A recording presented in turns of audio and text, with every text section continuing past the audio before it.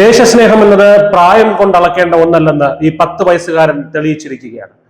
അതിർത്തിയിൽ യുദ്ധസമാനമായ അന്തരീക്ഷം നിലനിൽക്കുമ്പോൾ തോക്കെടുത്ത് പോരാടാൻ കഴിഞ്ഞില്ലെങ്കിലും തന്റെ മുന്നിലുള്ള സൈനികർക്ക് താങ്ങായി നിന്ന ശ്രാവൺ സിംഗ് എന്ന കൊച്ചുമിടുക്കൻ ഇന്ന് ഇന്ത്യയുടെ അഭിമാനമാണ്. ഓപ്പറേഷൻ സിന്ദൂറിലെ ആ അദൃശ്യ പോരാളിയെ തേടി ഇന്ന് രാജ്യത്തെ പരമോന്നത ബഹുമതി എത്തിയിരിക്കുകയാണ്. പഞ്ചാബിലെ ഫിറോസ്പൂർ ജില്ലയിലെ അതിർത്തി ഗ്രാമമായ താര വാലിയിൽ നിന്നുള്ള ശ്രാവൺ സിംഗ് എന്ന 4ാം ക്ലാസ്സുകാരനാണ് ഈ താരം. ഓപ്പറേഷൻ സിന്ദൂർ നടന്നുകൊണ്ടിരുന്ന സമയത്ത് തന്റെ വീടിനടുത്ത് നിലയുറപ്പിച്ച ഇന്ത്യൻ സൈനികർക്ക് ദിവസവും പാൽ, ചായ, ലസ്സി, ഐസ് എന്നിവ എത്തിച്ചു നൽകുമായിരുന്നു ഈ ബാലൻ. തന്റെ സൈക്കിളിൽ പാത്രങ്ങളുമായി സൈനികർക്കിടയിലേക്ക് ഓടിയെത്തുന്ന ശ്രാവൺ അവർക്ക് വെറുമൊരു ചെറിയ കുട്ടിയായിരുന്നില്ല, മറിച്ചൊരു വലിയ ആശ്വാസം തന്നെയായിരുന്നു.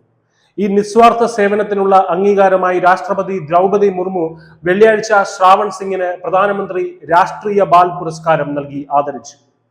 ഇങ്ങനെ ഒരു അംഗീകാരം സ്വപ്നത്തിൽ പോലും കരുതിയിരുന്നില്ല എന്നാണ് ഈ കൊച്ചുമിടുക്കൻ വിനയത്തോടെ പുരസ്കാര വേദിയിൽ പറയുന്നത്.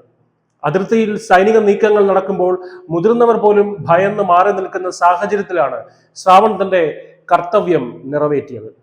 സൈനികരോടുള്ള സ്നേഹം കാരണം അവൻ അവരുടെ പ്രിയപ്പെട്ട സുഹൃത്തായി മാറി.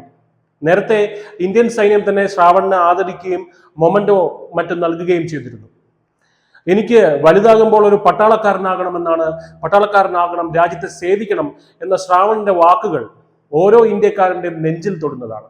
പഞ്ചാബ് മുഖ്യമന്ത്രി ഭഗവന്ത് മാൻ, ആം ആദ്മി നേതാവ് രാഘവ് ഛദ്ദ തുടങ്ങിയ പ്രമുഖർ ശ്രാവണിന്റെ ധീരതയെ പ്രശംസിച്ചു. നമ്മുടെ സിഖ് ഗുരുക്കന്മാർ പകർന്നു നൽകിയ സേവന മനോഭാവമാണ് ഈ കുട്ടിയിലൂടെ പുറത്തു വരുന്നതെന്ന് മുഖ്യമന്ത്രി പറഞ്ഞു. യഥാർത്ഥ ഹീറോകൾ സിനിമയിലല്ല, നമുക്കിടയിലുണ്ടെന്ന് ശ്രാവൺ സിംഗ് തെളിയിക്കുന്നു. ഒരു ചെറിയ സഹായം പോലും വലിയ മാറ്റങ്ങൾ ഉണ്ടാക്കുമെന്നും രാജ്യസ്നേഹം എന്നത് പ്രവൃത്തിയിലൂടെ കാണിക്കേണ്ടതാണെന്നും ഈ 10 വയസ്സുകാരൻ നമ്മളെ ഓർമ്മിപ്പിക്കുന്നു. വരും കാലത്ത് ഇന്ത്യൻ സൈന്യത്തിന്റെ യൂണിഫോമിൽ ശ്രാവണിനെ കാണാൻ നമുക്ക് സാധിക്കട്ടെ. ജയ് ഹിന്ദ്.